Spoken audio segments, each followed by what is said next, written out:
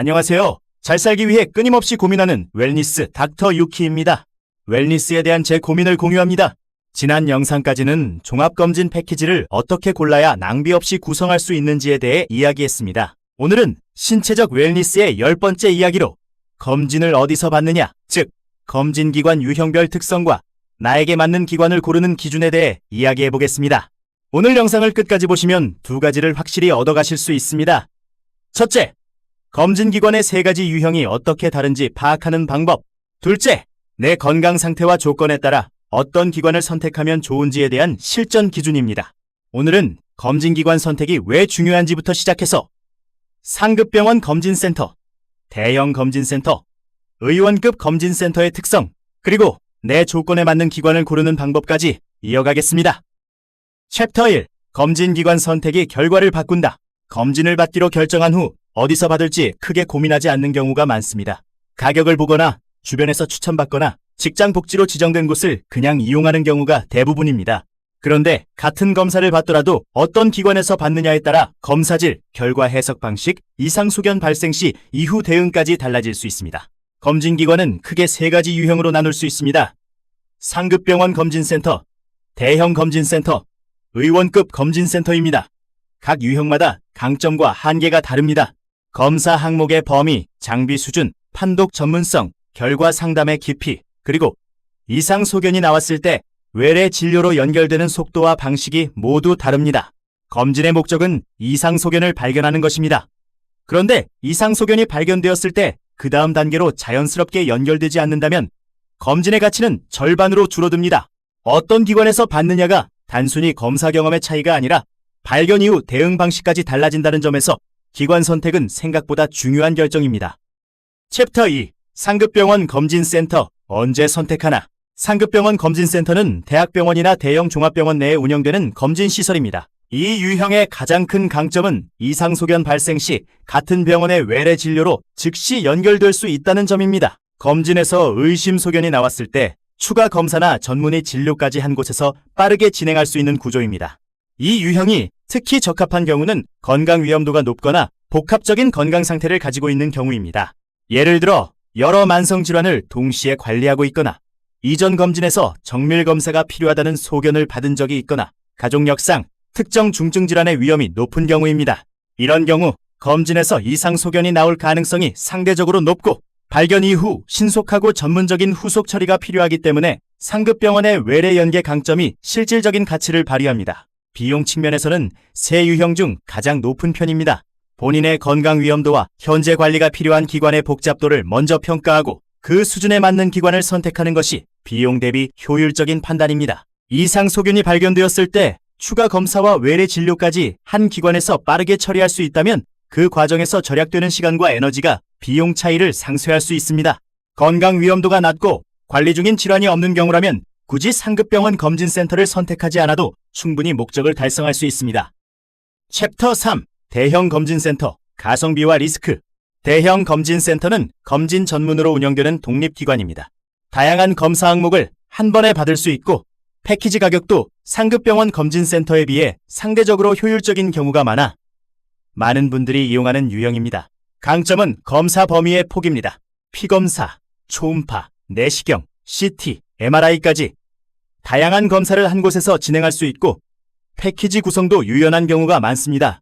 하루 동안 여러 검사를 효율적으로 마칠 수 있다는 점도 바쁜 분들에게 실용적입니다. 다만 몇 가지 구조적 한계를 이해하고 선택하는 것이 좋습니다. 첫 번째는 검사질의 편차입니다. 내시경과 초음파처럼 시행자의 숙련도와 판독 경험에 따라 결과의 차이가 생길 수 있는 검사는 담당자에 따라 편차가 발생할 수 있습니다. 두 번째는 검사량과 시간 압박의 문제입니다. 많은 수의 수검자를 하루에 처리하는 구조에서는 개별 검사에 투입되는 시간이 제한될 수 있습니다. 예를 들어 위내시경의 경우 충분한 관찰 시간이 확보될수록 작은 병변을 발견할 가능성이 높아지는데 시간 압박이 있는 환경에서는 이 부분에서 차이가 생길 수 있습니다. 세 번째는 외래 연계의 한계입니다. 검진에서 이상 소견이 발견되었을 때 후속 진료를 기관 내에서 바로 연결하기 어려운 구조입니다. 결과지를 받아 직접 외래를 예약하거나 기관에서 연결을 안내해주는 수준에 그치는 경우가 많습니다. 이상 소견 발생 가능성이 낮고 기본적인 건강 확인이 목적이라면 충분히 활용할 수 있는 유형이지만 복합적인 건강 상태를 가진 경우라면 이 한계를 고려할 필요가 있습니다. 챕터 4. 의원급 검진센터.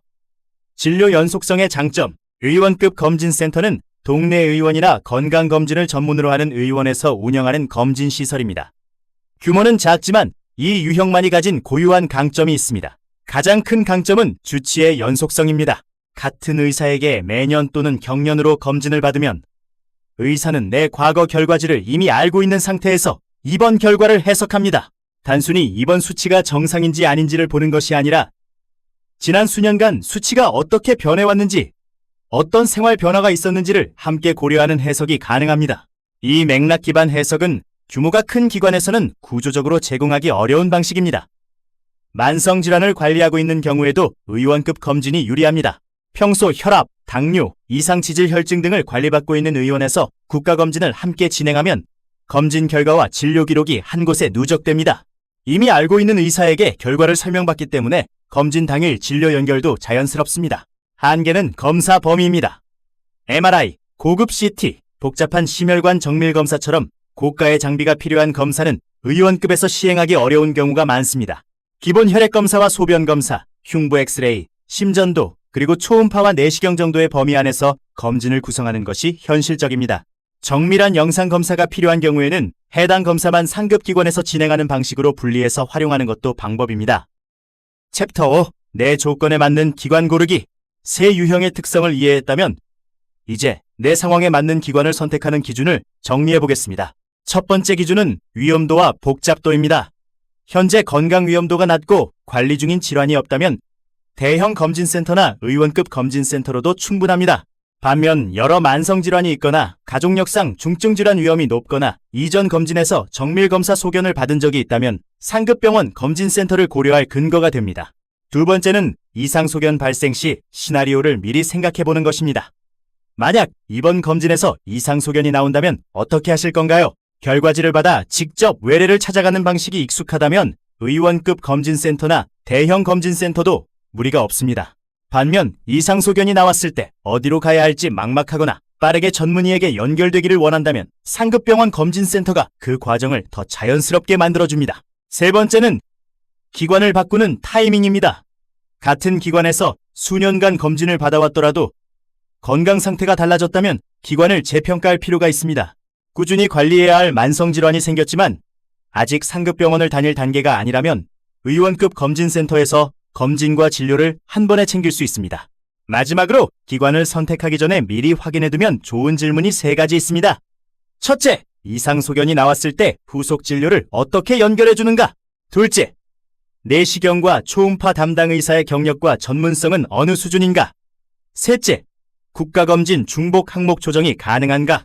이 세 가지 질문에 대한 기관의 답변을 비교해보면 가격표만 봤을 때는 보이지 않던 차이가 드러납니다. 검진기관을 고르는 일은 단순히 편한 곳이나 저렴한 곳을 찾는 것이 아닙니다. 내 건강 상태와 목적에 맞는 대응력을 갖춘 곳을 선택하는 것입니다. 그 기준이 명확해질수록 검진은 단순한 연례 행사가 아니라 실질적인 건강관리의 도구가 됩니다. 오늘은 검진기관의 세 가지 유형과 각각의 강점과 한계, 그리고 내 조건에 맞는 기관을 고르는 기준에 대해 이야기했습니다. 지금 이용하고 있는 검진기관이 내 건강 상태와 목적에 맞는 곳인지 한번 점검해 보셨나요? 댓글로 남겨주시면 소통에 도움이 될 것 같습니다. 다음 영상에서는 검진을 위한 준비를 어떻게 해야 하는지에 대해 이야기해 보겠습니다. 더 정확한 결과를 얻기 위한 준비는 검진 일주일 전부터 시작합니다. 구체적인 준비 방법을 하나하나 다뤄보겠습니다. 몸은 단기간에 소비할 대상이 아니라 평생 함께 가야 할 기반입니다. 웰니스 닥터 유키였습니다. 바쁜 하루 속 나를 위한 시간 잠시 쉬어가도 괜찮아요. 8가지 웰니스 함께 채워가요. 작은 숨결에도 의미를 담아 지금 이 순간 평온을 느껴봐요. 균형 잡힌 삶 어렵지 않아요. 내일의 나를 위한 리처치 함께 만들어요. 웰니스 유키 Wellness 유키